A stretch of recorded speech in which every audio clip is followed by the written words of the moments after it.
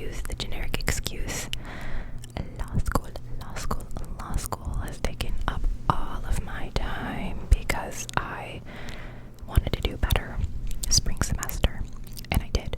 So I guess it was worth it. So apologies, but that just means we have so much to catch up on. So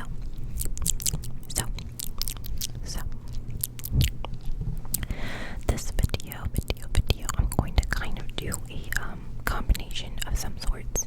So the first part is going to be my reflections on my first semester of law school, or first year, apologies, my first year of law school. I can't even talk right now. And then I will go into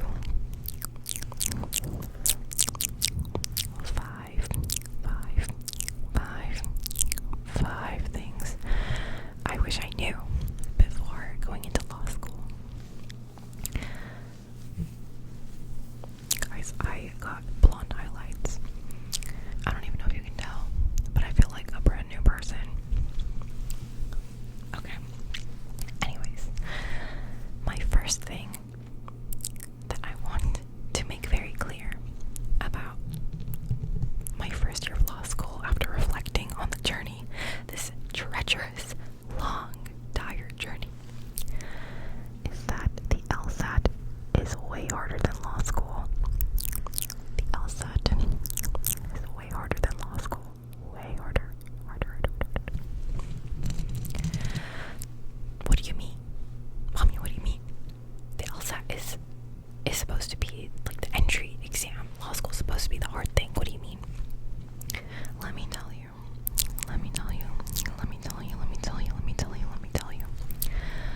I don't know if it's because I was working full time, and also the LSAT is not, they say it's a logic-based exam. For me, because there's no substance to it, it's just a bunch of random questions and scenarios put together and they ask you about it. There was nothing that was speaking to me for that exam. What do I mean by that? In law school, you learn about the law. You learn how to think like a lawyer. You have substance to your exams. A slip and fall, you could probably work your way logically through, okay, who's liable, or, the elements of negligence and premises liability, whatever it is.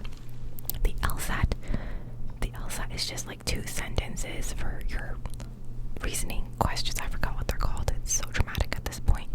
But it's not like you're really just analyzing the way it's worded at the end of the day. You're just analyzing the way it's worded. And it's not really knowledge based, it's just a timing and detail oriented. I don't know, it's just so terrible. And I don't think that it's an accurate reflection of what you need to know to practice law or to go to law school and do whatever you want to do with your JD degree. I worked at a law firm for 3.5 years, and I took that LSAT and I said, what the hell am I doing? But once you start going to law school and you learn about civil procedure, criminal law, torts, contracts, property, you name it, it is so much easier. You're reading cases, you're reading the book, you're listening to the professor's lectures, you're taking notes, you're reviewing and studying, and at the end, your grade is dependent on an exam at the final last 2 weeks of law school, and it's based on what you learned. It's not about a random combination of questions and potential answers that are meant to trip you up. It's really, truly, whether you know the law, you can issue spot, reason your way through your answers. It is so much easier than the LSAT. So much easier, in my humble opinion, which is always correct. So, that is my first reflection. If you are taking the LSAT or plan to take it, do not be discouraged. It gets easier from here, in my opinion. Obviously, I still have 2 more years to go, so take it with a grain of salt. Anyways, another thing that I reflected on is that if you did not do well in your first semester of law school, do not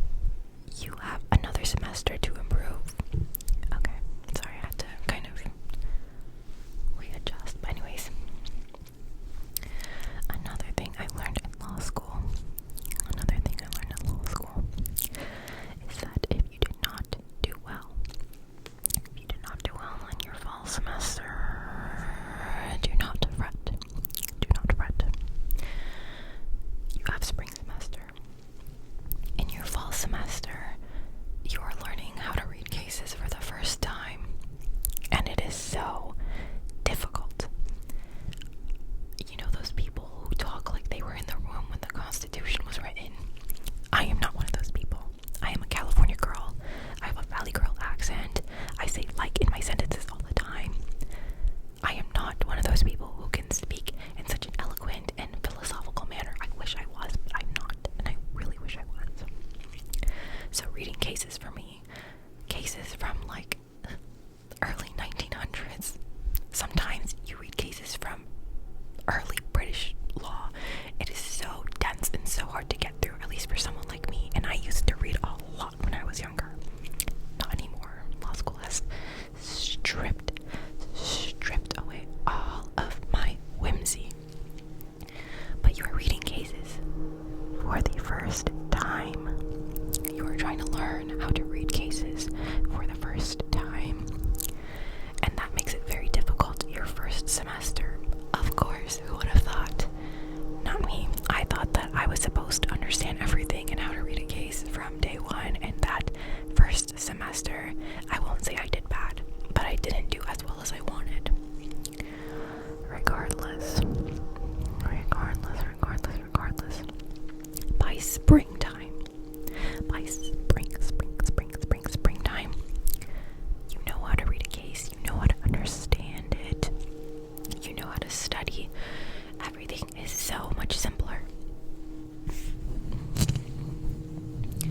So if you didn't do well in a fall semester or as well as you wanted like me, just know it gets so much easier once you get the hang of things in spring. I made it to, I don't want to say top 20, top 16%. Top 16. And it was just because I finally knew what I needed to do and how different I was going to do things. Your fall semester is like a data point, so you are going to try a bunch of new things, and your grades will be a reflection of whether or not it worked for you or not. And it did not work out for me. I had to change something. So when it came time to spring, I completely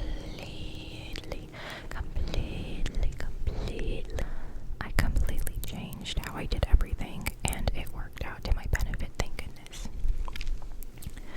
So yes. Also, don't be discouraged if your classmates do better than you in fall, because I know plenty of people who did better than me in the fall semester, and I ended up doing better than them in spring. And my professor told me this, but it's the reason why that happens is because a lot of the times these people who do super well in fall, they get super confident, so by the time spring semester comes around, they think that, not that they can cruise because everyone works super hard in law school, but they don't put in as much effort because they already did well, so they think that it's going to continue on that route, when in reality law school's always testing you, and it's always a marathon, and it's exhausting. But anyways, those are my main reflections out of 1L year. It was a journey. I don't think that my mental health has ever been tested the way it has. Like it has in law school. It's nothing like undergrad. Depending on your major, you didn't really have to study in undergrad. You could probably do a bare minimum and get A's. That's what I did. I got A's in almost all of my classes, and I went to a very renowned university too, so it wasn't something that you really had to work super duper hard for. But in law school, it's a completely different story. But yeah, I always encourage everyone to also work at a law firm before you commit all this time, emotional energy, and money, because you will see a lot of people online saying they regret their decision to go to law school, and most often it's because they haven't worked in the legal field, so they don't know what the job even means to be an attorney, and I think that is super misleading. I have already convinced 4 people to go to law school, and they were all in STEM, and all of them, or most of them, have already secured law firm jobs because I've told them to work at a law firm first, see if you like it, work with attorneys, and then decide whether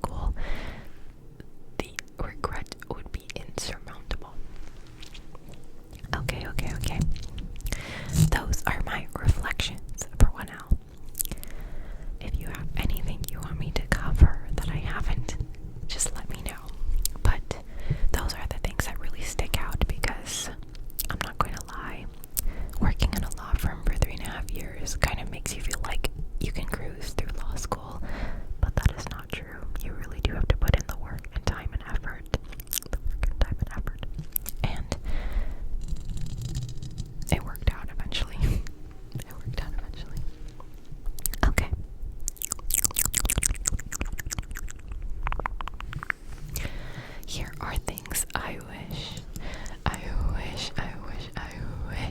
knew. I wish I knew about law school before I went.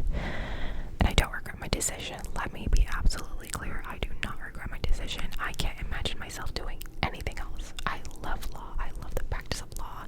I love learning the law. Everything. I am even outlining the California civil procedure for fun over summer. I am outlining employment law for fun over my summer. I'm not even taking any classes. I'm just working. But I love it so much that I just want to keep learning. So, regardless, there are things I wish I knew or cared to know or cared to research before I entered law school. Okay.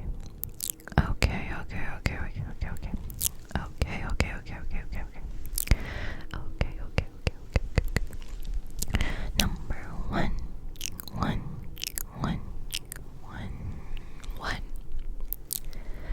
Make sure you outline for your classes. Okay, hear me out, because I feel like every prospective law student knows what an outline is. I feel like people are so excited for law school that they like looked at all these TikToks and YouTube videos about outlining. I did not. My school also had workshops on outlining that they made us attend, so I knew what they were once I joined. But I was like, nah, I don't need that. I have my class notes. I got the PowerPoint slides. I got lecture notes. I'll just review those and kind of do the final and pretend like everything's fine.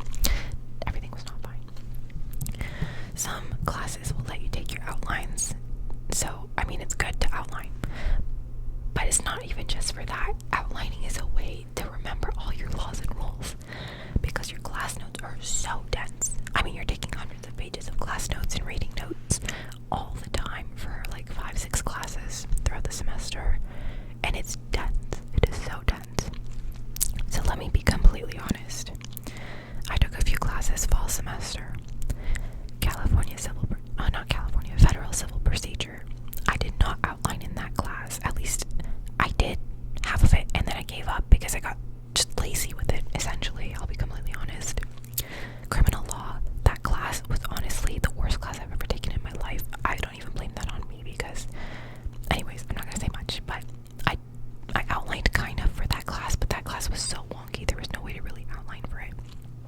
Torts, I did not outline for. Oh my god, I feel like someone's going to come for me.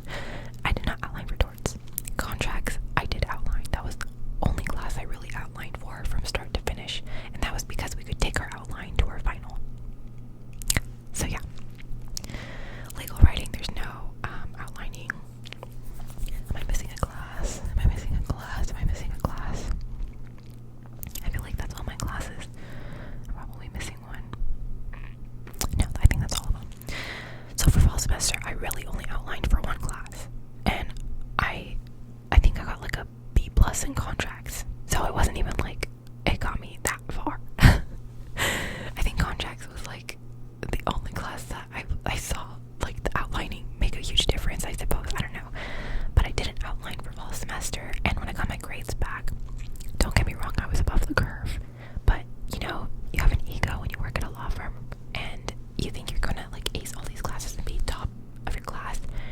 But I saw that I wasn't. So I got super competitive with myself, and I really was doubting myself. So I said, okay, you know what? I have to do something different this upcoming semester because I want to be so up there. You know what I mean? Anyways, that's what I did. So for spring semester, it was more dense. Spring semester is a continuation for some classes, so we got civil procedure again. I outlined, and I'm really proud of that outline. I love my outline for civil procedure. It's so girly, it's so cute. I love it. It's not actually girly, but it's really organized. Contracts, outlined it again, but this time I really spent a lot of time on it. What else? Instead of criminal law, it gets switched out for property for spring semester, and that was a dense class. Property, we had a really tough professor, and he used to like grade bar exam essays, so he was all about everything has to be like the bar, and it was all closed book. I outlined for that class like no other. Oh my goodness. And I'm really proud of my outline for property.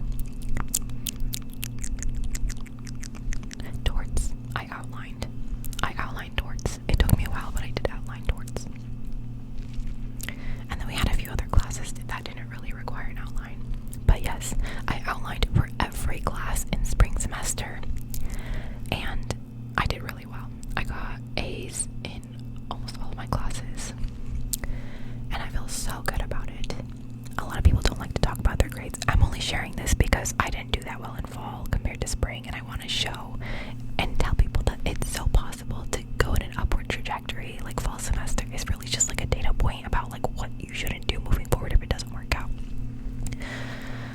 So yes, outlining. I wish I knew how important it was.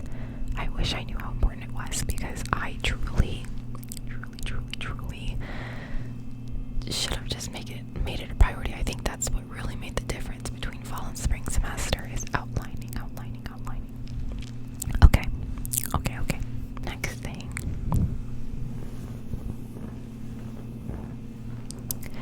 The second thing that I wish I knew about law school before joining is kind of controversial. I go to what you call a predatory law school. And obviously, I don't have any qualms about that because I made it to the end of my first year pretty okay. But obviously, for some people, it's not okay at all. And I'll explain why. What is a predatory law school, you might ask? It's a law school where they hand out scholarships to their first year class.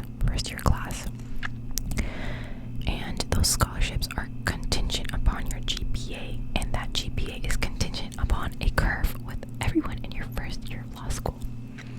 So let's say I give you a full ride scholarship. There you go.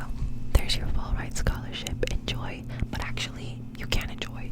You're going to have existential dread and anxiety for your whole first year, because that scholarship that I gave you right there, that's only if you get a certain GPA. And I will say there are some schools that have really high GPA requirements. I met another law clerk over the summer. She goes to a school in San Diego, and she told me her GPA requirement, get this, I will never complain about mine again, it was a 3.7. Her curve was around a 3.0, but you had to be so above the curve. You had to be like top 10-15% of your class to keep your scholarship. Yeah, that's insane. But anyways, the school that I go to, you had to maintain a 2.8 GPA or higher to keep your scholarship. And the curve is a 2.8 GPA. So imagine a bell curve. Here in the center, 2.8, people who get a 2.8 GPA. The school like has this certain criteria where the median is a 2.8. Okay, so most of the students are going to have a 2.8. Then if you are lucky, if you are smart, dedicated, if you work really hard, really hard. I mean, everyone's working hard, but you have to work extra hard. If you get higher than a 2.8, you're above the curve. You keep your scholarship, you don't have to worry. Sometimes you get a scholarship increase depending on your class ranking. That's a whole other story. So, if you're like me, you are above the curve. You have saved yourself from the hell that is happening at the median and below the median.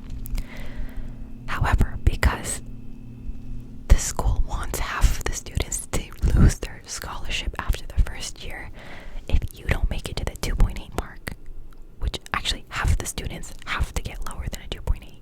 They have to get lower than a 2.8, and then half must get at or above. There's some math going on. I went to law because I didn't want to do math, okay? Don't ask me to calculate damages. Half of the students are guaranteed to lose their scholarships because of the curve. This happened in my first semester of torts, but it was take-home midterms and stuff. The way that everyone was getting A's, so even if you got like an A minus, you're probably like median or like below median, because everyone was getting A's. It's like point margins at that point. She changed it in spring, and oh my god, the difference was drastic. My torts class, it was all like timed, and like you couldn't just take it home for a week and do whatever. It was like you had to sit and do it for an hour. And the way that fall semester everyone was getting A's, and when she changed that,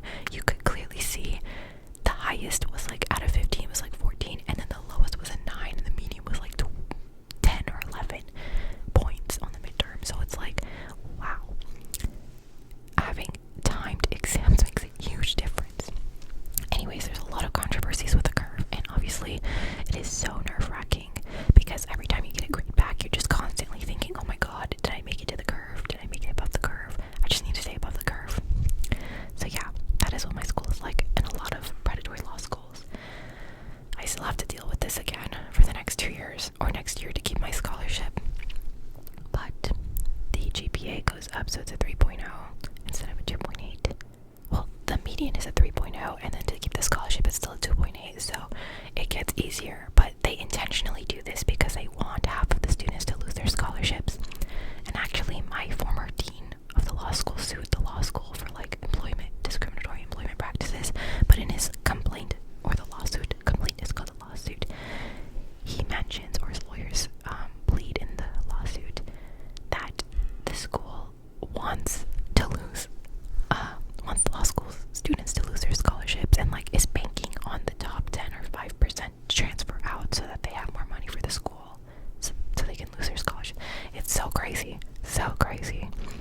But anyways, that's none of my business for now. The third thing that I wish I knew is, do not group study. If you want to do well in law school, do not do group study.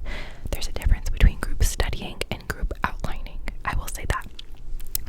I've made it a mission spring semester not to group study, because when you put a bunch of 1Ls in a group study and they're all learning the same material and trying to understand it, and no one actually understands it 100%, and you don't even know if that person understands it 100%, you are asking for a I can't say the word on YouTube, but it's hell. It's hell.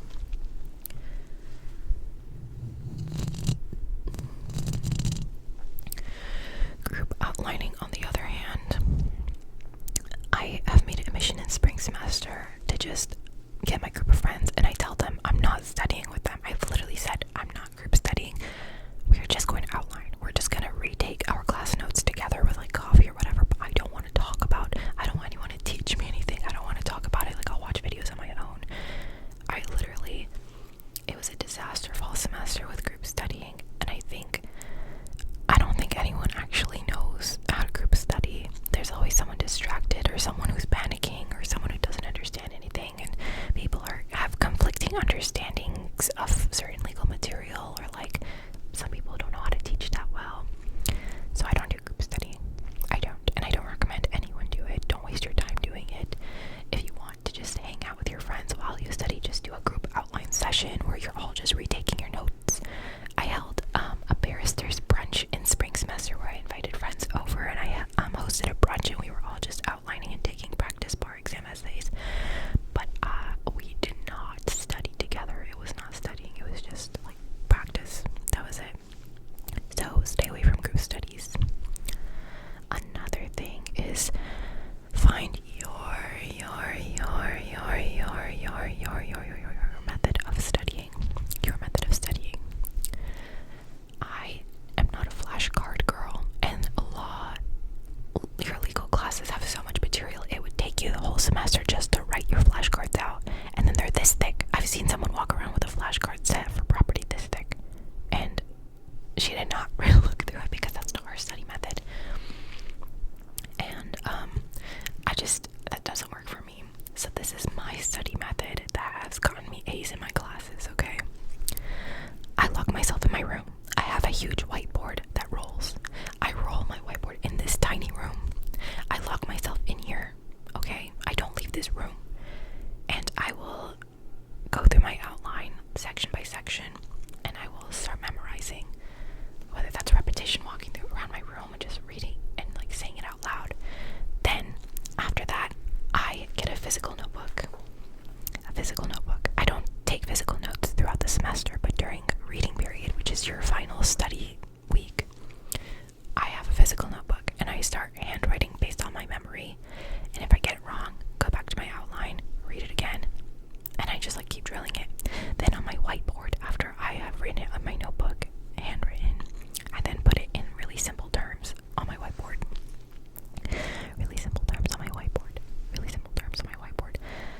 I am a person who memorizes not by like oral talking with people. I am a person who memorizes by writing it out.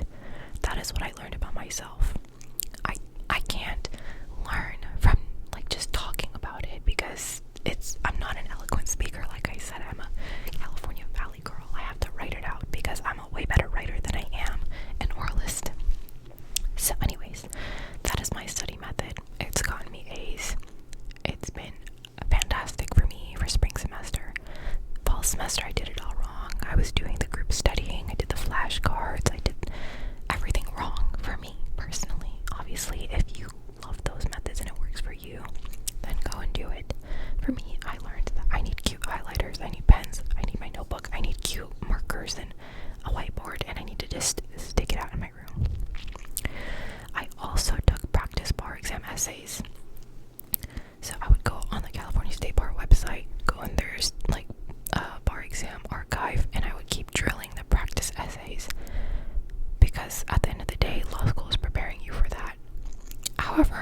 my year they changed the bar exam, so I don't know if that's going to be helpful anymore, but it helped to get A's, so that's what I will say.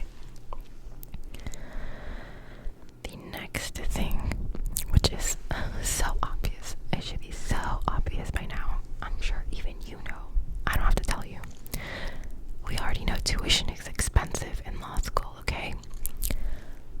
I don't know why. I thought law books were going to be affordable, but my law school books are so expensive. Oh my god. I have 3 classes only for the upcoming fall. I only have 3.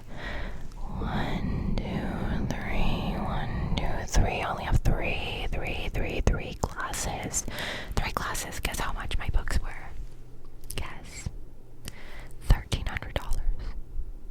$1,300. And I don't have the option to get used books. Like the school bookstore does not have the option for these classes to get used books. So, and I also have an issue with used